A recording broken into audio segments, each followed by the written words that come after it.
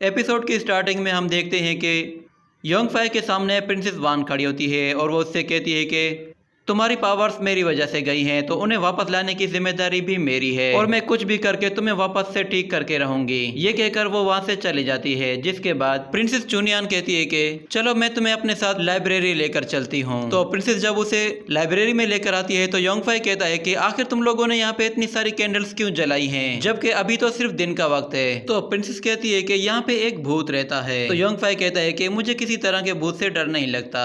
मगर फिर प्रिंसेस उसे बताती है कि एक मर्तबा ये पूरी की पूरी लाइब्रेरी जल गई थी। एंशिएंट टाइम में एक ओल्ड वर्कर यहाँ पे काम किया करता था और लोग कहते हैं कि वो वर्कर आज भी यहाँ पे मौजूद है और आधी रात को वो यहाँ पे आता है और उसे जो भी यहाँ पे नजर आता है वो उसे जिंदा जला देता है। ये सुनकर डोंग बहुत ज्यादा डर जाता है, मगर योंग फाई को इस बात से कोई भी फर्क नहीं पड़ रहा था। जिसके बाद प्रिंसेस उसे बताती है कि हर रोज आधी रात को यहाँ से बहुत सारी आवाजें सुनाई देती हैं जो कि बहुत ही अजीब तरह की होती हैं। सब लोग यही कहते हैं कि शायद वो ओल्ड मैन बहुत ही गुस्से में होता है और वो चाहता है कि उसकी लाइब्रेरी में कोई भी ना आए। ये कहते ही वो उन्हें अचानक से डरा देती है। तो डोंग डर के मारे योंग फाई के ऊपर चढ़ जाता है, मगर योंग फाई को उससे कोई भी फर्क नहीं पड़ा था। जिस पर प्रिंसेस कहती है कि तुम बहुत ही बोरिंग हो, यहाँ पे सारी की सारी एंशिएंट किताबें भरी पड़ी हैं, तुम्हें जो भी देखनी है जाकर देख लो। ये कहकर प्रिंसेस वहाँ से चली जाती है और फिर योंग फाई लाइब्रेरी में किताबों को तलाश करना शुरू करता है। वो एक बुक को उठाकर पढ़ता है और थोड़ी देर पढ़ने के बाद वो एक दूसरी बुक को उठाने की कोशिश करता है कि अचानक उसके हाथ पे कोई गर्म चीज आकर गिरती है। जिसके बाद वो ऊपर देखता है तो उसके ऊपर एक कैंडल होती है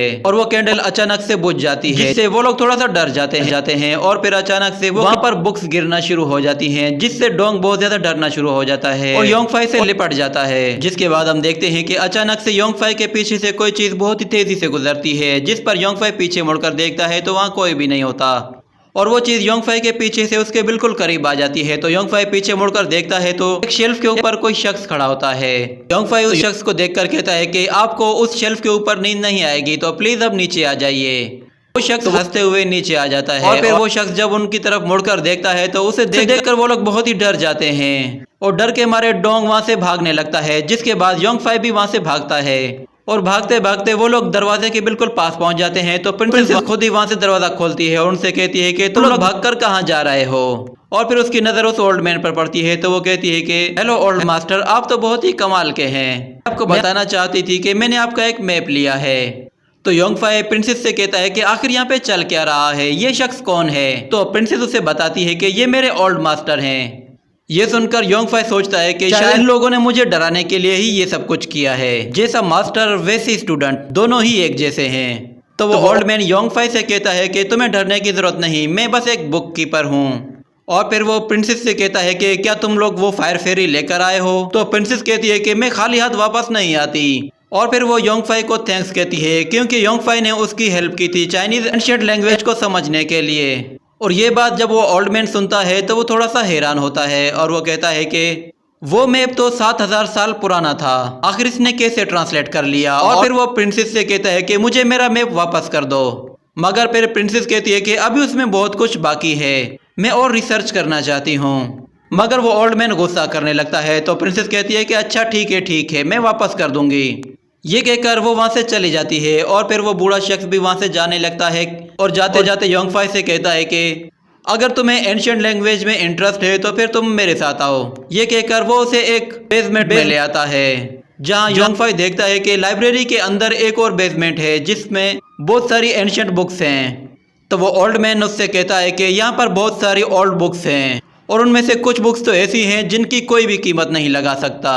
वो बुक्स बहुत ही नायाब हैं। अगर तुम उन बुक्स को पढ़ सको तो फिर ये तुम्हारे लिए एक बहुत ही बड़ा ट्रेजर होगा।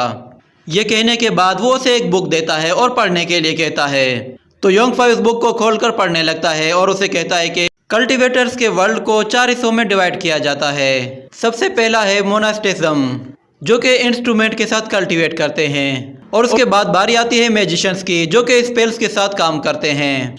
और तीसरी कैटेगरी में वो लोग आते हैं जो कि अपनी स्किल्स से ड्रैगन को कंट्रोल करते हैं और अपने दुश्मनों को अपने ड्रैगन की मदद से ख़त्म कर देते हैं।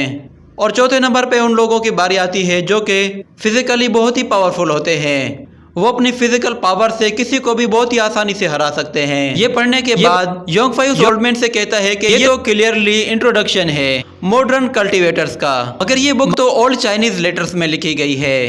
ये बुक इतनी खास नहीं है। तो वो ओल्ड मैन कहता है कि तो तुम ओल्ड चाइनीज कैरेक्टर्स को समझ सकते हो, जो कि बहुत ही खास बात है। तो उस ओल्ड मैन की बातें सुनकर योंग फाई सोचने लगता है और वो कहता है कि कैरेक्टर्स जब इवॉल्व होते हैं तो उनके अपने रूल्स होते हैं, मगर आज के कैरेक्टर्स 10,000 साल के कैरेक्टर्स से बिल्कुल मिलते जुलते हैं। तो वो भी उस बारे में सोच ही रहा होता है कि वो ओल्ड मैन अपने हाथ से बहुत ज़्यादा एनर्जी क्रिएट करता है और योंग फाई पर अटैक करने की कोशिश करता है, मगर योंग फाई अपने आप को बचा लेता है और वहाँ से हट जाता है। मगर वो ओल्ड मैन उसका पीछा नहीं छोड़ता, वो उस पर दोबारा से अटैक करता है, जिसके बाद योंग फाई दोबारा से उससे अपने आप को बचाकर उससे अपने आप को दूर करता है। तो ये देखकर योंग फाई कहता है कि ये जगह तो बहुत ही अजीब सी है। वो ओल्ड मैन उससे कहता है कि तुमने कहा था कि 4 लेवल्स होते हैं, मगर मैं तुम्हें बता दूं कि यहाँ पे 5 लेवल्स हैं। तो वो ओल्ड मैन उससे कहता है कि तुम इतनी यंग एज में इतने ज्यादा पावरफुल बन चुके हो, जो कि मेरे लिए सबसे बेस्ट है। तो योंग फाई कहता है कि मैंने तो अपनी पावर को रिवील नहीं किया, तो फिर तुम्हें कैसे पता चला कि मैं पावरफुल हूँ। तो वो ओल्ड मैन कहता है कि अब की ना तुमने मुद्दे की बात। ये कहते ही वो अपने रेलिक को जोर से जमीन पे मारता है और फिर तेजी से योंग फाई की तरफ आता है। तो योंग फाई उसके अटैक से बाल बाल बचता है और वहां से निकल के उससे दूरी बनाता है। मगर हम देखते हैं वो ओल्ड मैन फिर से उसके पीछे आता है। तो योंग फाई अपने आप को बचाने के लिए वहां भागता रहता है और वो ओल्ड मैन हमेशा उसका पीछा करता है और उससे कहता है कि तुम यहाँ से भागकर नहीं जा सकते।